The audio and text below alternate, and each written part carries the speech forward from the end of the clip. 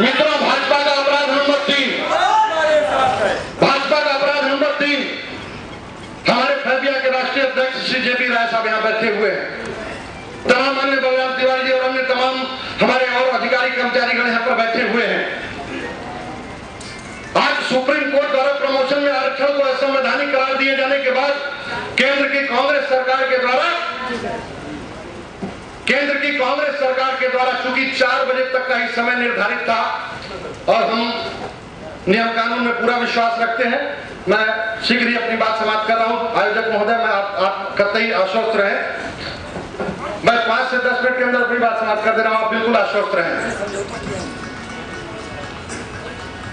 जिस दंश से आज उत्तर प्रदेश का 18 लाख कर्मचारी और इस देश के लाखों लाख कर्मचारी आज जूझ रहे हैं, जिस दर्द को महसूस कर रहे हैं, मित्रों, ऐसा ही एक फैसला 1989 में 1999 में सुप्रीम कोर्ट ने पहले भी दिया था, लेकिन धन्य है अटल बिहारी वाजपेयी जी, भारतीय जनता पार्टी के तत्कालीन प्रधानमंत्री थे और अनायास बिना किसी दबाव के अटल जी ने संविधान संशोधन करके हमारे मस्तक पर अभिशप्त करने का, एक मुहर लगाने का काम किया था अटल बिहारी वाजपेयी। चूंकि समेटना है, बातें बहुत सारी थी, हमने कुछ नए प्रयोग किए।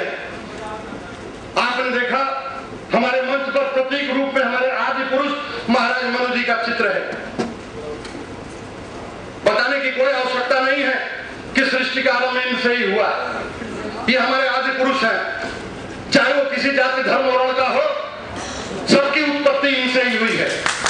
और ये दुर्भाग्य रहा कि जब बहुजन समाजवादी पार्टी की उत्पत्ति हुई तो उन नादानों ने, उन बेवकूफों ने, जिन्होंने कभी मनुस्मृति का चित्र भी नहीं देखा होगा, उस पुस्तक को हाथ भी नहीं लगाया होगा, उन्होंने सबसे पहले मनुवादी कुत्ते कहकर हमको संबोधित करने का काम किया, मनु को गाली देने का काम किया। मैं कहना चाहता हूं मेरे साथियों बड़े अदब के साथ कि संवर समाज पार्टी का यह संकल्प है कि हम अपने आदि पुरुष को हम अब महिमा मंडित करके रखेंगे, हम उन्हें वह सम्मान दिलाएंगे, वह स्थान दिलाएंगे जो शायद कोई पार्टी आज तक नहीं कर पाई है। ये हमें हमारे पूर्वजों के प्रति हमारी आस्था का प्रतीक होगा। मेरे साथियों, हम कुछ पंचशील सिद्धांतों के साथ आए हैं। अभी हमारे कुछ साथी नारा लगा रहे थे, संजय तुम संघर्ष करो, हम तुम्हारे साथ हैं। काहे संजय त्रिपाठी संघर्ष करें, आप क्या करिएगा? अरे भाई, बिल्ली गले में घंटी कोई नहीं बांध रहा, तो हमने कहा चलो हम घंटी बांध दे रहे हैं। और घंटी बांध रहे हैं तो हमारे साथ आप चलिए। एक संजय त्रिपाठी से कुछ नहीं होगा, एक संजय त्रिपाठी से कुछ नहीं होगा, हर एक को संजय त्रिपाठी बनना पड़ेगा। सबको अपनी आत्मा में राम पिता का स्मेल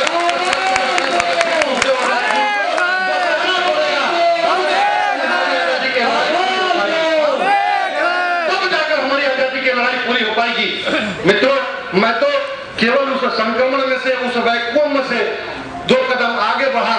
हमने कहा चलो ठीक है, अगर कोई आगे बढ़ने की हिम्मत नहीं जुटा पा रहा, इस देश की राजनीति करने वाला हर व्यक्ति सबसे पहले कुर्सी की बात सोचता है, तो वो कौन होगा जो इतिहास के पन्ने में अपना नाम दर्ज कराएगा।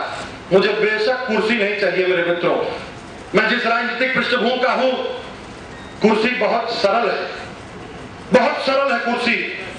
लाल बत्ती पाना बहुत आसान है, लेकिन गांधी बनना बहुत कठिन है। राम प्रसाद बिस्मिल, चंद्रशेखर आजाद, अशफाकुल्लाह खां बनना बहुत कठिन है। और मैं आप सबसे आह्वान करता हूं, हमारे ऊपर शंका मत करिएगा मेरे साथियों। शंका करनी है तो उनके ऊपर करिए जिनको 65 साल से आप अपना समर्थन देते आ रहे हैं। मैं क्या मांगने आया हूं आपसे? मैं क्या मांगने आया हूं? हमारी पार्टी आपसे आपकी जमीन जायदाद, आपके धन दौलत नहीं मांग रही, हम आपसे आपकी संपत्ति नहीं मांग रहे हैं। हम तो आपसे सिर्फ आपका वह समर्थन चाह रहे हैं जो इस देश के संविधान ने एक मत के प्रयोग के रूप में आपको दे रखा है। किसी न किसी को देते आए हैं, किसी न किसी को आप देते आए हैं, लेकिन अब तक तो आपने दूसरों के लिए दिया। अब अपनी चिंता कर लीजिए, अपना घर बनवा लीजिए।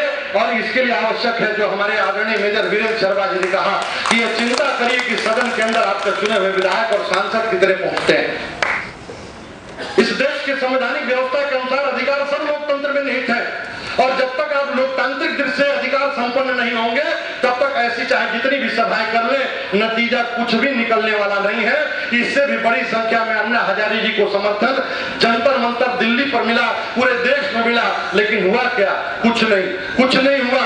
जब लोकपाल का बिल लोकसभा में पहुंचा तो पास हुआ, राज्यसभा में गया तो चित्त हो गया, राज्यसभा में गया तो चित्त हो गया। इस देश के सांसदों ने कहा कि हम अपने मौत के परवाने पर दस्तखत नहीं करेंगे। तो रिजर्वेशन के माध्यम से जो सियासत करने वाले लोग हैं, क्या वो कभी अपने मौत के परवाने पर दस्तखत करेंगे? और दुर्भाग्य ये कि जो हमारे संवर्ग के लोग हैं, इन पार्टियों में इनकी हैसियत, मैं माफी के साथ ये कहना चाहता हूं, इनकी हैसियत किसी बड़े आदमी के दरवाजे पर बंधे हुए कुत्तों से अधिक नहीं है। इनकी हैसियत किसी बड़े आदमी के दरवाजे पर बंधे हुए कुत्तों से अधिक नहीं है। मालिक पुचकारेगा तो पूंछ हिलाएंगे, लेकिन अगर दूर आएगा तो काटने की स्थिति में वो नहीं होते हैं, क्योंकि 4 लाख मार के उनको बैठा देने का काम करेगा। तो साथियों, क्या आप तैयार हैं इसके लिए? नहीं। तो तय कर लीजिए आज के बाद कि 2014 का चुनाव होगा। उस 2014 के चुनाव में समाज पार्टी का जो भी प्रत्याशी जाएगा, उस प्रत्याशी को आप ये नहीं देखेंगे कि वो कौन है, ये सवाल नहीं पूछेंगे ये कौन पार्टी है, वो ये कौन नेता है, इसका तो नाम नहीं सुने, इसका तो नाम ही नहीं सुने, ये क्या लड़ेगा? अरे वोट खराब नहीं करेंगे, झूठ मूठ वोट खराब करने से कोई फायदा नहीं। साथियों, मैंने बड़ा अध्ययन किया समाजवादी पार्टी और बहुजन समाजवादी पार्टी की सफलता का। कांग्रेस क्यों फेल हो गई, भाजपा क्यों फेल हो गई? ये दोनों पार्टियां इसलिए फेल हो गई मेरे मित्रों, क्योंकि ये स्पष्ट नहीं कर पाई कि हमारा कौन है।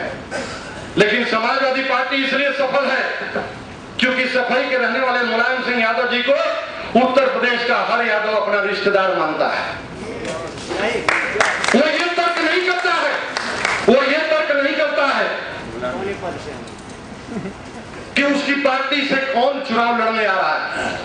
मित्रों, सपा और बसपा का मतदाता बहुत निर्दयी होता है, बड़ा निर्मम होता है, बड़ा कठोर होता है। किसी विधानसभा से अगर भारतीय जनता पार्टी से कोई यादव चुनाव लड़ रहा हो, अगर बहुजन समाजवादी पार्टी से कोई यादव चुनाव लड़ रहा हो और समाजवादी पार्टी से कोई ब्राह्मण ठाकुर चुनाव लड़ रहा हो, तो वहां का यादव मतदाता, उस विधानसभा का यादव मतदाता, वो भारतीय जनता पार्टी वाले अपने यादव भाई की गर्दन काटने में एक क्षण नहीं लगाएगा। वो बहुजन समाजवादी पार्टी के अपने यादव भाई की गर्दन काटने में एको मिनट वक्त नहीं लगाएगा। लेकिन समाजवादी पार्टी के उस ब्राह्मण ठाकुर को उसे सहयोग करने में एक भी क्षण नहीं लगेगा, क्योंकि उसके लिए तो आईएसआई मार का यादव वही है जिसकी पीठ पर माननीय मुलायम सिंह जी ठप्पा लगाकर भेजे हैं, जिसकी पीठ पर माननीय मुलायम सिंह यादव जी ठप्पा लगाकर भेजे हैं। किसी सुरक्षित विधानसभा से स्वाभाविक है सारे प्रत्याशी सारी पार्टियों के दलित ही लड़ेंगे, लेकिन उस विधानसभा का दलित वो सपा वाले दलित को, भाजपा वाले दलित को, कांग्रेस वाले दलित को दलित मानने के लिए तैयार नहीं है, क्योंकि उसके लिए तो ISO 9000 प्रमाणित हित चमान वही है जो बहुजन समाजवादी पार्टी का सिंबल लेकर आया है। तो अब आपको भी तय करना पड़ेगा कि ISI मार्ग का सवर्ण कौन है, कौन है ISI मार्ग का सवर्ण? जो सवर्ण समाज पार्टी का प्रत्याशी होगा उसका चेहरा नहीं देखेंगे, उसका नाम भी नहीं पूछेंगे, खाली आपको पार्टी का प्रत्याशी देखना, आपको मुद्दा देखना, अपना भविष्य देखना। और आपको विश्वास दिला दो मेरे मित्रों, 1984 14 अप्रैल के दिन बहुजन समाजवादी पार्टी का गठन काशीराम जी करते हैं। 1989 में पहली बार बसपा चुनाव लड़ने आती है, 350 से अधिक सीटों पर चुनाव लड़ती है, 3 विधायक जीतते हैं। 2 साल बाद फिर चुनाव होता है 1991 में, तो यह संख्या बढ़कर 13 हो जाती है। और 93 में बाबरी ढांचा ध्वंसकांड के बाद जब फिर चुनाव होता है जिसमें सपा बसपा मिलकर लड़ते हैं, मेरे मुलायम काशीराम हवा में उड़ गए जय श्री राम, वो नारा आपको याद होगा, तो इनकी संख्या बढ़कर 66 हो जाती है।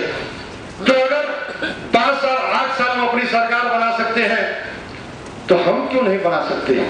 बन सकती है ना सरकार हमारी।